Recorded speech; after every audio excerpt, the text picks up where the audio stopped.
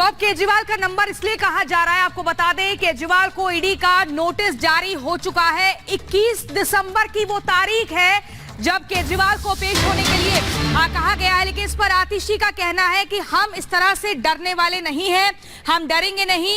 आतिशी ने कहा कि हमारे वकील नोटिस का अध्ययन कर रहे हैं, ईडी के जरिए हमें डरा रही है बीजेपी, ईडी सीबीआई से नहीं डरते केजरीवाल के खिलाफ फर्जी मामला बनाया जा रहा है।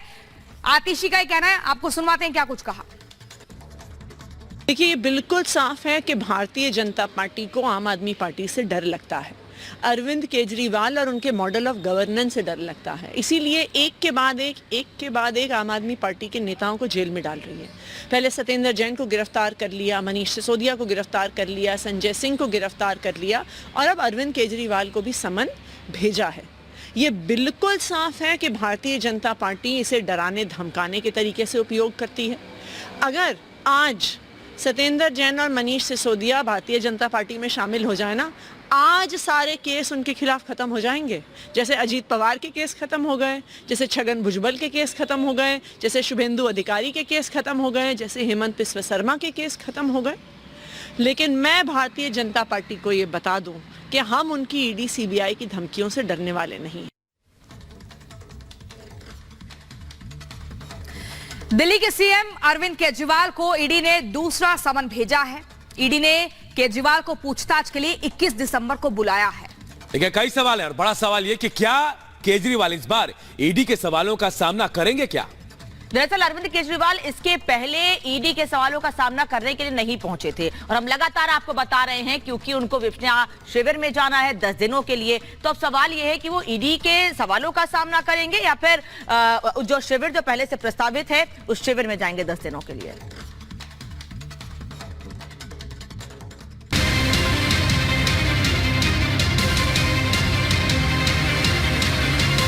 बुलावा आया है, ईडी ने फिर बुलाया है।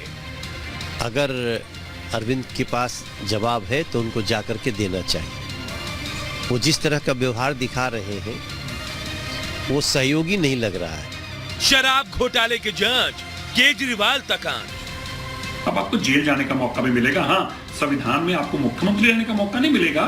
लालू जी की तो 4 दिन तक रह पाएंगे, लेकिन दिल्ली के लोगों को इंसाफ मिलेगा। जेल से चलेगी आपकी सरकार। आज देश के सामने एक बड़ी चुनौती है कि कैसे देश को बचाया जाए। पहले दिल्ली के डिप्टी सीएम मनीष सिसोदिया, फिर राज्यसभा सांसद संजय सिंह और अब दिल्ली के मुख्यमंत्री और आम आदमी पार्टी के सर्वे सर्वा अरविंद केजरीवाल तक शराब घोटाले की आंच जा पहुंची है। दिल्ली शराब घोटाले में आप नेताओं पर ईडी का शिकंजा कसता जा रहा है। एक एक कर आपके दिग्गज नेता शराब घोटाले की फांस में फंसते जा रहे हैं। मनीष सिसोदिया और संजय सिंह शराब घोटाले में जेल में सजा काट रहे हैं। तो अब ईडी ने दिल्ली के सीएम अरविंद केजरीवाल को समन भेजा है। ईडी ने अरविंद केजरीवाल को पूछताछ के लिए 21 दिसंबर को बुलाया है। तो ईडी के समन से आप नाराज हैं।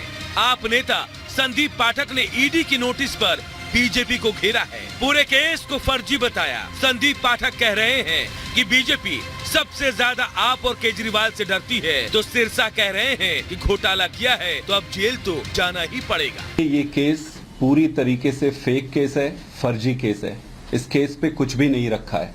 किसी भी प्रकार से उस व्यक्ति को जो इनसे प्रश्न पूछता है खत्म करने की सारी कोशिशें करते हैं।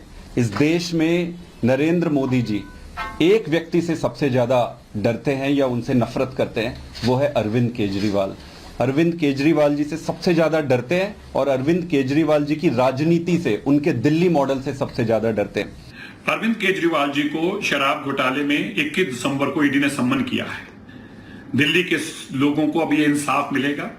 देश का सबसे करप्ट बेईमान मुख्यमंत्री अरविंद केजरीवाल जी शराब घोटाले, स्कूल घोटाले, कॉलेज घोटाले, बस घोटाले, बिजली घोटाले करने वाले का हिसाब अब होगा।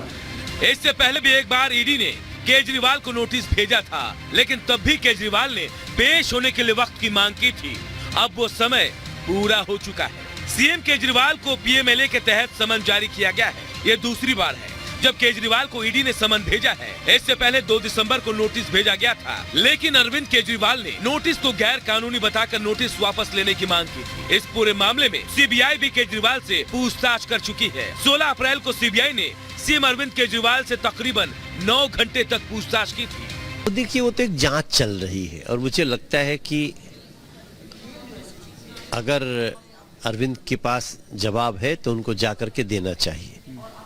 वो जिस तरह का व्यवहार दिखा रहे हैं वो सहयोगी नहीं लग रहा है। तो जांच से जब कोई सहयोग नहीं करता तो बहुत सारे सवाल उठते हैं, मगर मैं समझता हूं कि जांच एजेंसियां अपने निष्कर्ष पे पहुंचेंगी और किसी की भी जांच हो तो उसको सहयोग करना चाहिए। अगर आपको समन किया गया तो डेमोक्रेसी है, भारत का कानून है और उस कानून का एक मुख्यमंत्री हो, सांसद हो, एक कॉमन मैन हो, कानून का सम्मान करते हुए अगर किसी भी संस्था ने आपको, भारत की एजेंसी ने बुलाया या आपने कुछ गलत नहीं किया तो फिर आपको उसमें डरना क्या है? आपको जाना चाहिए।